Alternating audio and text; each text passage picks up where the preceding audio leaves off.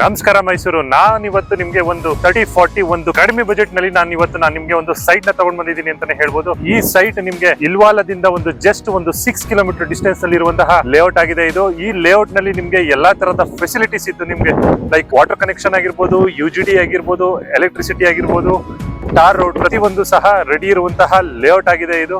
ಈ ಲೇಔಟ್ ನಿಮ್ಗೆ ಒಂದು ಜಸ್ಟ್ ಮೈಸೂರು ಹುಣಸೂರು ರೋಡ್ ಇಂದ ಒಂದು 3 ಕಿಲೋಮೀಟರ್ ಡಿಸ್ಟೆನ್ಸ್ ನಲ್ಲಿ ಇರುವಂತಹ ಲೇಔಟ್ ಆಗಿದೆ ಇದು.